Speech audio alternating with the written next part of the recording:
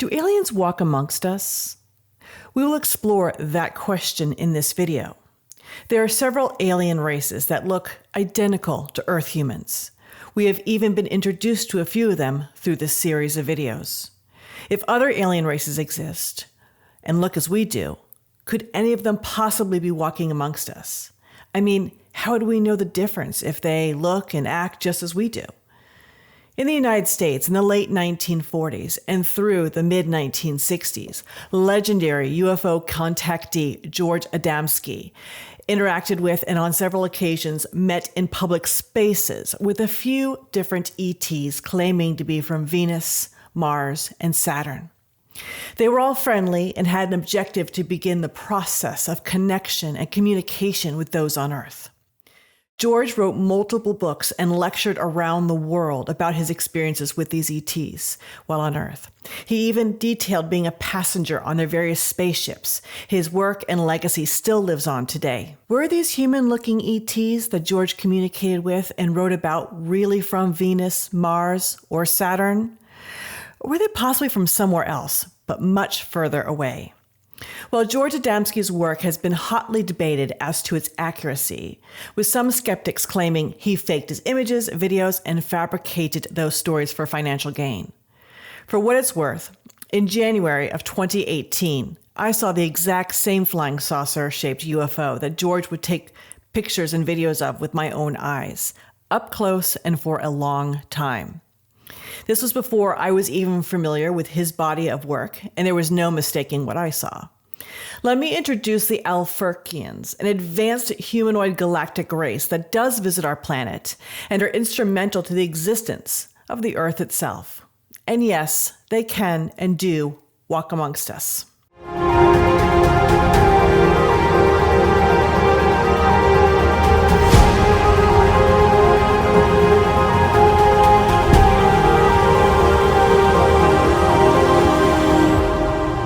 Greetings and welcome back.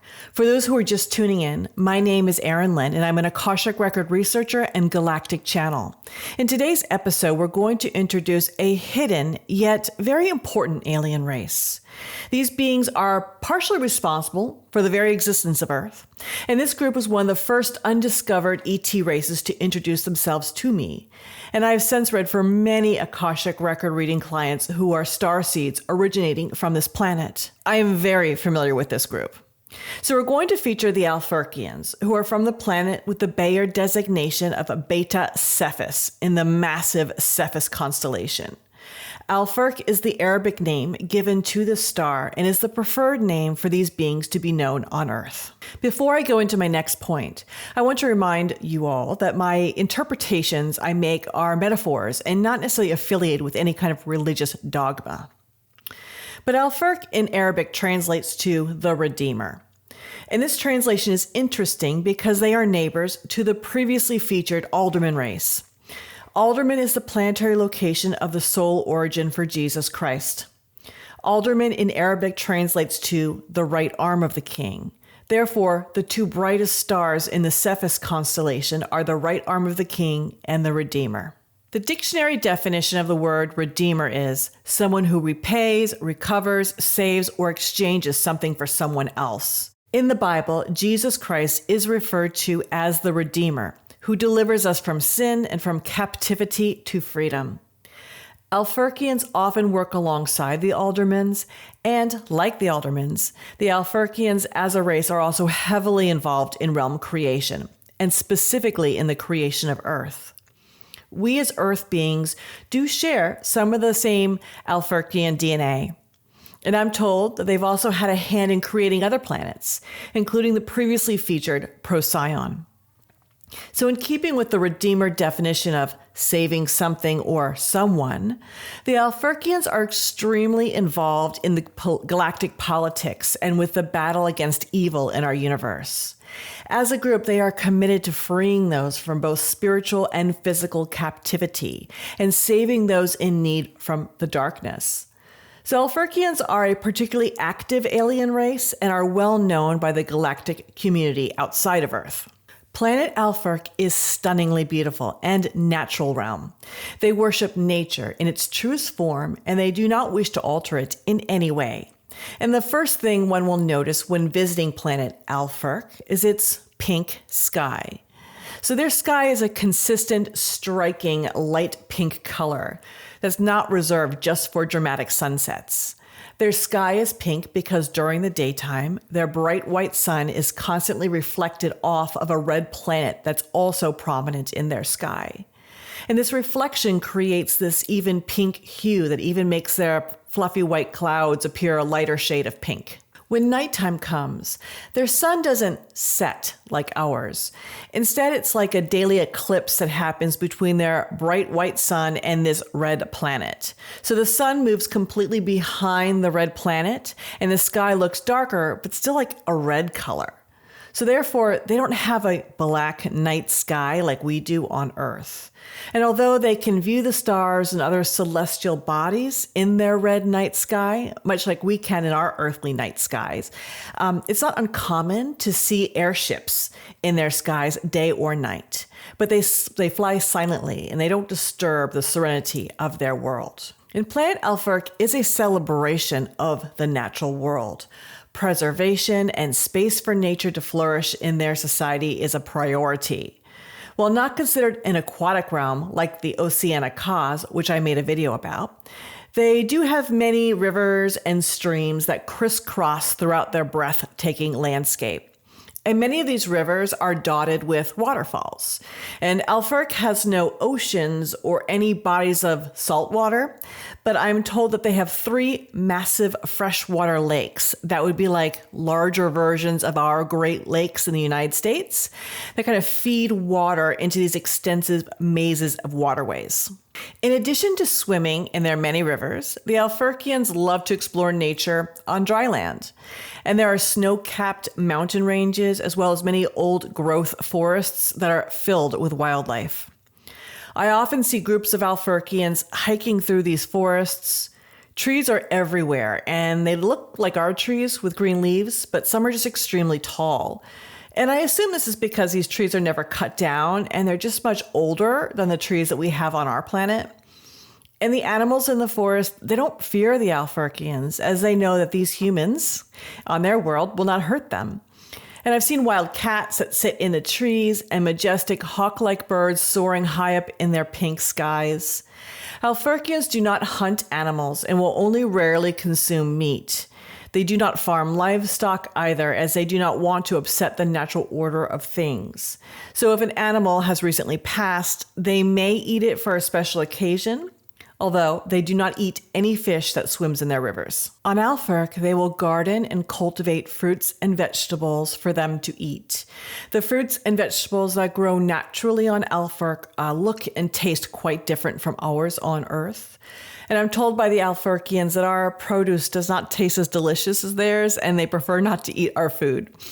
So their cultivated gardens are usually close to where they live, but they will also pick a wild-growing edible fruit or vegetable in the forest, should they be hungry while they're hiking for pleasure and relaxation.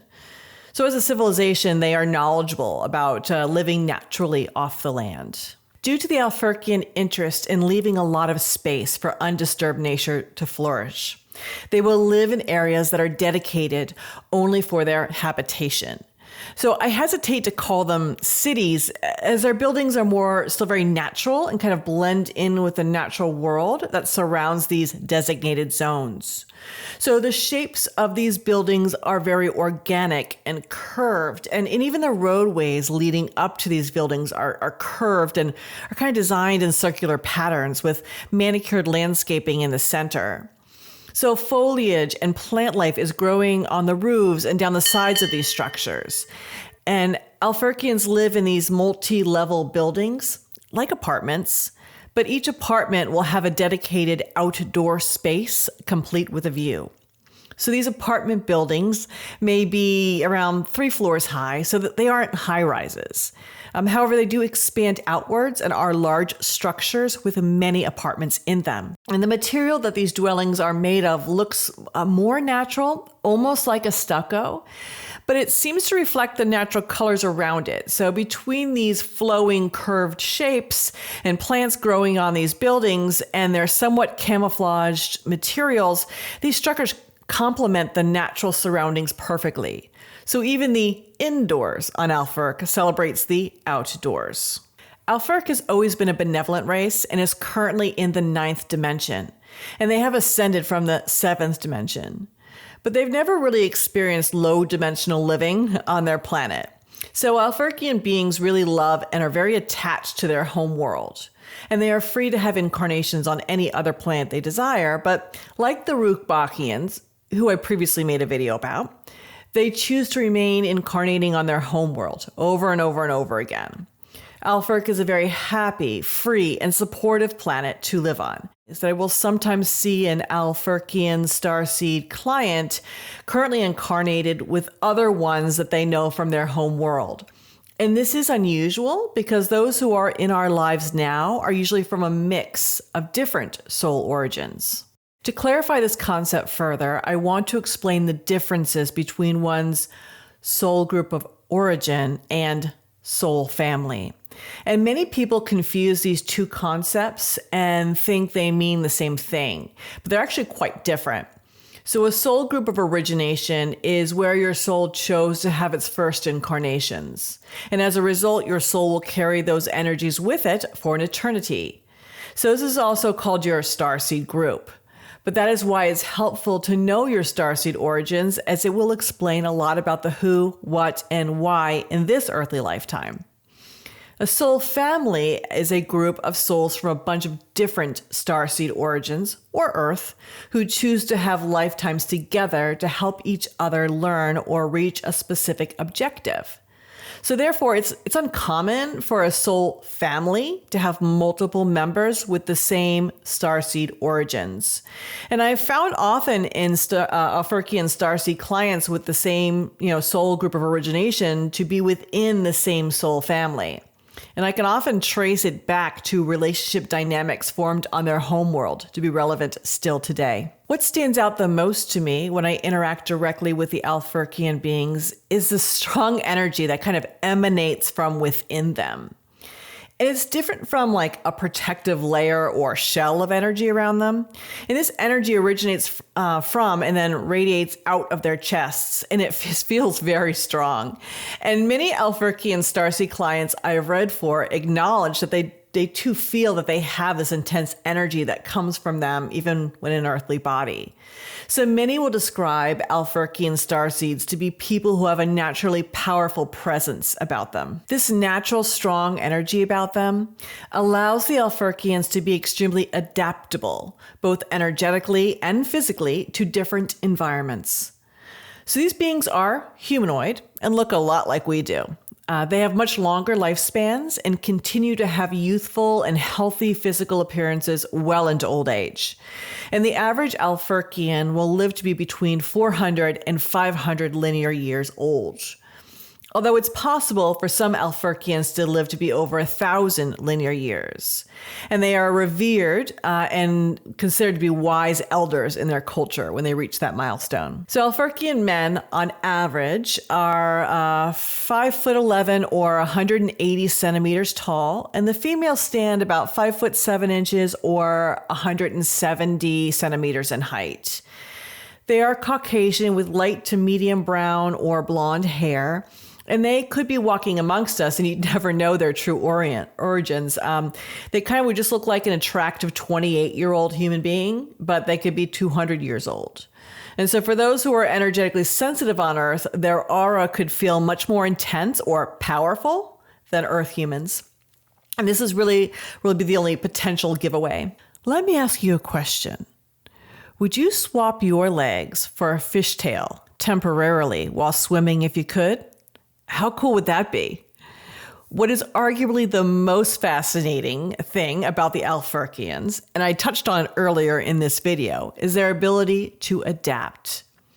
There is also a physical ability to adapt by changing their bodies. I also mentioned that the Alphirkians love to swim in their rivers, which they do. But how much easier would it be to swim if you could seamlessly morph your two land legs into a mermaid tail? And this is one of the very first things the Alphirkians showed me about themselves and life on their planet. So I'm going to assume that this is something they do frequently. So if they want to swim, they disrobe, they sit down on the riverbank with their feet in the water, and then they quickly shapeshift their legs into a mermaid tail. And this shape-shifting happens from the feet up.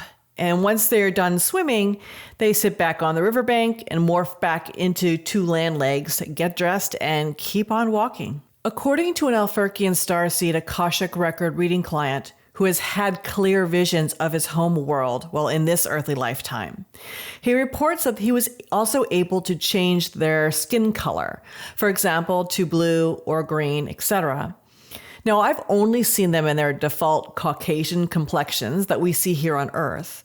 But when I asked the Alphirkians about this ability, I was told that yes, during intense emotional states, they can briefly change the color of their skin to communicate on another level. Perhaps this inherent energetic adaptability makes these high-dimensional beings able to withstand the low density of Earth for an extended period compared to other high-dimensional ET races. And this is why they can and do secretly walk amongst us. And this is not to imply that an Alphirkian being is your next-door neighbor for the past few years. When they do come here, it is for a relatively short period of time, and it's for a particular mission.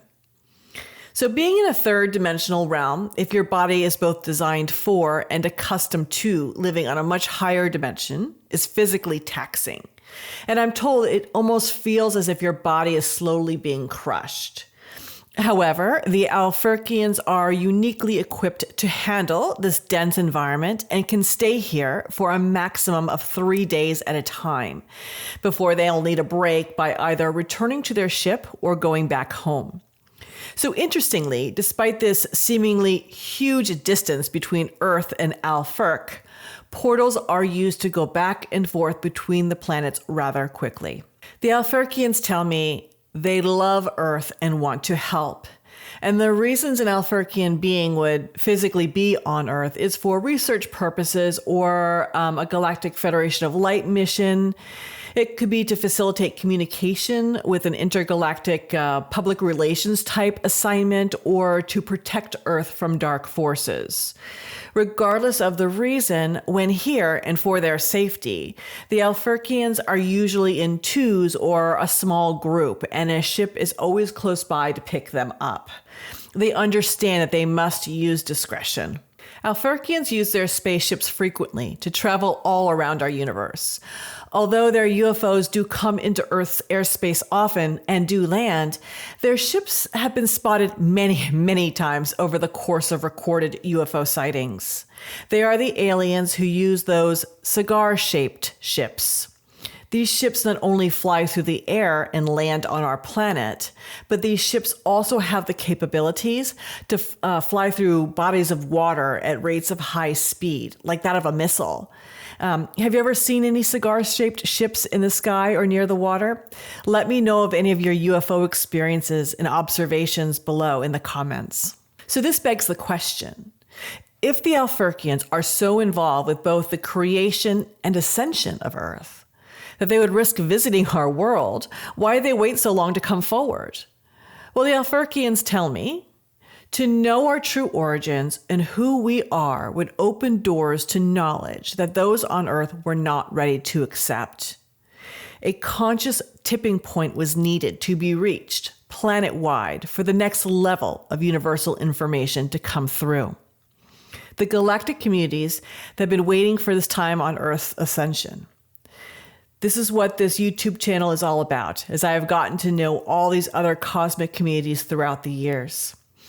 New understandings have unfolded, and some long-held believed truths about alien life and our planet have been proven incorrect. And this is why I was pushed by Spirit to start this series and share the knowledge I've been given to a larger audience. Hopefully you enjoyed learning about the Alphirkians. Perhaps you've even crossed paths with one and you've never even known it. So what do you think about this humanoid alien race with shape-shifting abilities? I do recommend reading George Adamski's work, as he was a groundbreaking figure in the ET contactee community. So any ET groups mentioned here that I've made videos about before will be linked below in the show notes. If you enjoyed this video and want to see more content like this, kindly like and subscribe to the channel. Click that notification bell and enjoy my other videos highlighting other unknown galactic races in our universe. And should you want to have your Akashic record read by me, the link to the website is below. In the meantime, I love you all and welcome to a higher dimension.